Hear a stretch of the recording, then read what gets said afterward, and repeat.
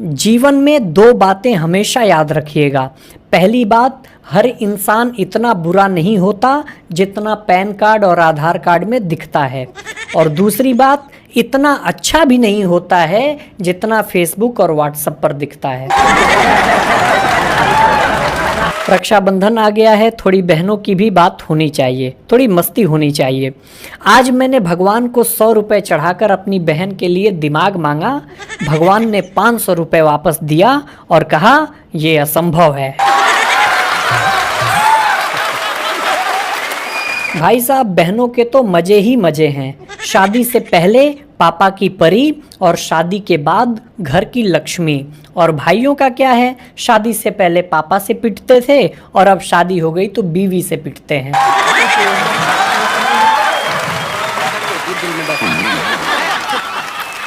Class में teacher ने बच्चों से पूछा कि बेटा दहेज किसे कहते हैं। भाई साहब, अद्वितीय जवाब सुनने को मिला। लड़के ने कहा, जब कोई लड़का किसी लड़की को जीवन भर झेलने के लिए तैयार हो जाता हो तो इसके बदले उसे दी जाने वाली प्रोत्साहन राशि को दहेज कहते हैं। इतना सुनते ही मास्टर साहब बेहोश हो गए।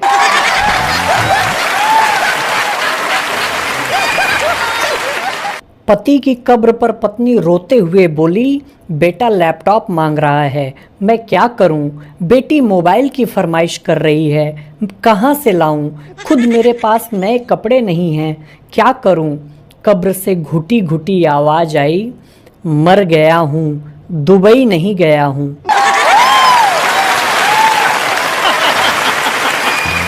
इन दिनों मैसेज टाइप करते वक्त सावधानी बरतें, क्योंकि हाँ जी की जगह हाँ दी टाइप होते ही गठबंधन रक्षाबंधन में परिवर्तित हो सकता है। जिन लोगों की पत्नियां रक्षाबंधन पर मायके चली गई हैं, वो अपने डीपी पर तिरंगा लगाकर अपनी आज़ादी का इजहार कर सकते हैं। पड़ोसी पड़ोसी के काम आता है, ये तो बहुत अच्छी बात है। बवाल तो तब मचता है जब पड़ोसी पड़ोसन के काम आने लगता है। देखिए, रक्षाबंधन के पहले एक बात बता देना चाहता हूँ। पत्नी की नापसंद साड़ी रक्षाबंधन पर बहन को चिपकाने वाले भाई के लिए नर्क में बड़ी कढ़ाई में अलग से तेल उबाला होता है। एक लड़के को खांसी हो गई। उसके दादाजी ने कहा, एक पैग ले ले, खांसी चली जाएगी। लड़के ने कहा, दारू से खांसी जाती है क्या? तो उसके दादाजी ने कहा, दारू से 100 बीघा जमीन चली गई और तू खांसी की बात करता है। रक्षाबंधन पर बहन को आईफोन गिफ्ट तो कर दूं, लेकिन वो खुशी से रो पड़ेगी और मैं उसकी आंखों में आंसू नहीं देख सकता, इसलिए प्लान कैंसिल।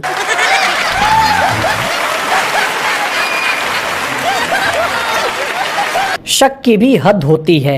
पति के हृदय की सर्जरी होने के बाद पत्नी ने सर्जन से एक सवाल पूछा कि इनके दिल में कोई दूसरी थी। डॉक्टर भी बहुत पहुंचा हुआ था, बोला, हाँ जी, उसी का तो बाईपास किया है। एक बार एक बच्चे ने अपने पिताजी से कहा, पापा शराबी कौन होते हैं? पापा बोले, बेटा ये जो सामने 4 कारें दिख रही हैं ना, वे शराबी को 8 दिखती हैं। तभी बच्चे ने कहा, लेकिन पापा सामने तो सिर्फ 2 कारें हैं।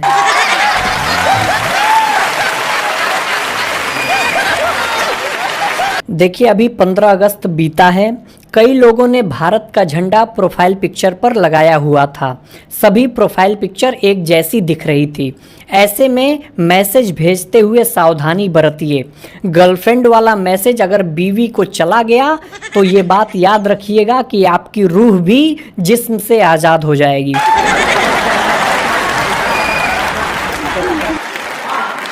एक हवलदार ने इंस्पेक्टर साहब को फोन किया, कहा, जनाब हमने शराब से भरा ट्रक पकड़ लिया है। इंस्पेक्टर साहब बोले, शाबाश, बहुत अच्छे।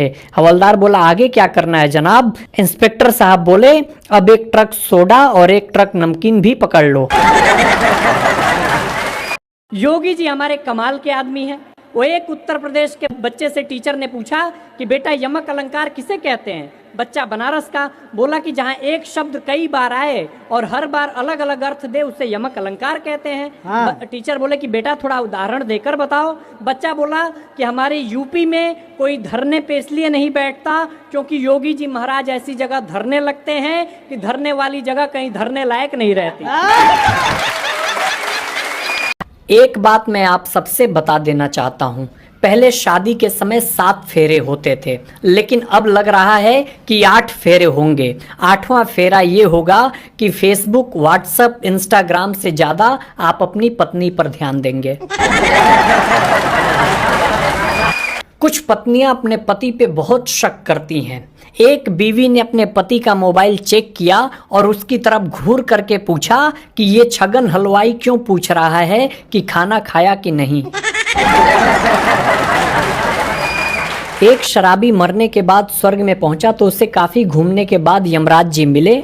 उसने पूछा, मैं इतना बड़ा शराबी, सारा दिन नशे में टुन्न, मुझे स्वर्ग कैसे मिला प्रभु। तभी यमराज जी बोले कि वो जो तू बिना अन्न खाए दारू के साथ केवल सलाद खा के सो जाता था, टेक्निकली उसे उपवास मान लिया गया है, इसलिए तुम स्वर्ग में हो।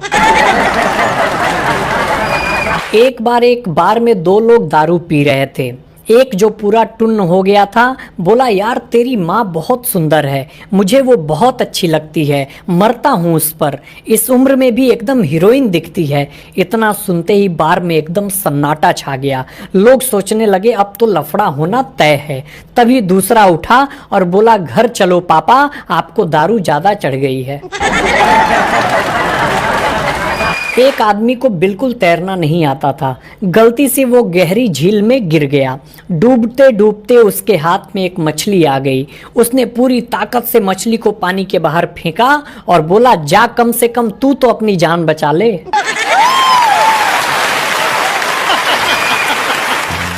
एक व्यक्ति सुबह सुबह भगवान को कोसे जा रहा था।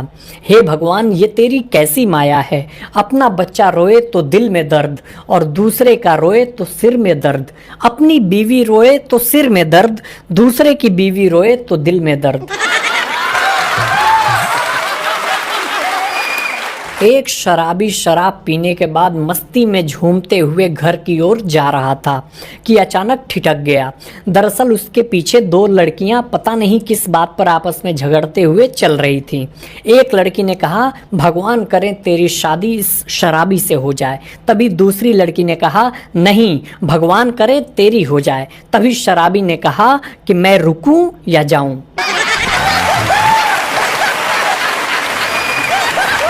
एक बार एक दोस्त ने दूसरे दोस्त से कहा कि अगर पति पत्नी का रिश्ता 7 जन्मों का है तो अभी कौन सा चल रहा है और कितने जन्म बाकी हैं कैसे पता चलेगा। तभी दोस्त ने कहा कि जब पत्नी कहती है कि मैं तुम्हें समझ ही नहीं पा रही हूँ कि तुम क्या चीज हो, तो समझो पहला चल रहा है। और यदि वो कहे मैं तुम्हें सिर से पांव तक अच्छे से जानती हूँ, तुम्हारी एक एक रग से वाकिफ हूँ, तो समझ लो ये 7वां जन्म है। स्त्री 1 की तुलना में स्त्री 2 ने लगभग 2 गुना अधिक बिजनेस किया है। इस बात से ये साबित हो गया है कि लोग दूसरी स्त्री को देखना बहुत पसंद करते हैं। देखो भाइयों, ज्यादा कट्टर होने की जरूरत नहीं है। लोग आजकल इतने कट्टर हो गए हैं कि मैं क्या बताऊं। अभी पिछले दिनों एक कार्यक्रम में मैंने एक से कहा कि भाई कॉन्ग्रेचुलेशन, तो उसने मेरे को घूरा और कहा भाजपा चुलेशन।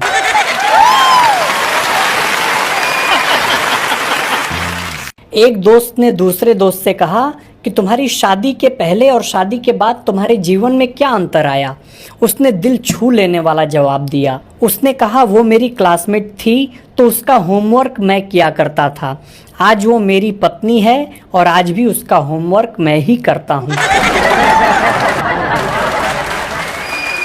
पिछले दिनों गर्ल्स हॉस्टल में आग लगने पर बॉयज हॉस्टल के लड़कों ने मदद की।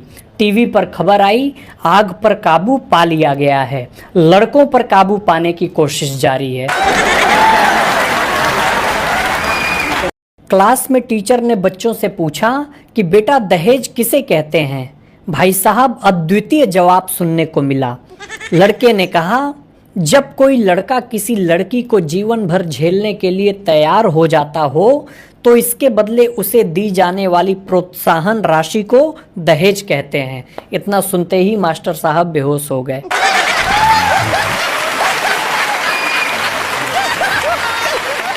पति की कब्र पर पत्नी रोते हुए बोली, बेटा लैपटॉप मांग रहा है, मैं क्या करूं? बेटी मोबाइल की फरमाइश कर रही है, कहां से लाऊं? खुद मेरे पास नए कपड़े नहीं हैं, क्या करूं? कब्र से घुटी घुटी आवाज आई, मर गया हूं, दुबई नहीं गया हूं।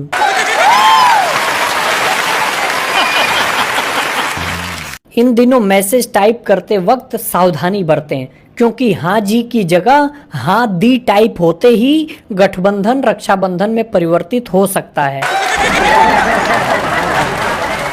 एक बार एक जज ने चोर से कहा कि घर में मालिक के होते हुए भी तुमने घर में चोरी कैसे की?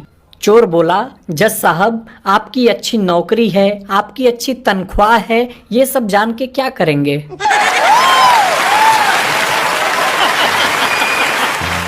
यूपी बिहार के लोग कमाल के होते हैं। एक बार एगो यूपी के आदमी अपन इलाज करावे डॉक्टर के पास गई तो डॉक्टर साहब बोले, दर्द कहाँ है? आदमी बोला, अगर फीस कम करेंगे तो बताएंगे, वरना खुद ही खोज लीजिए कि दर्द कहाँ है।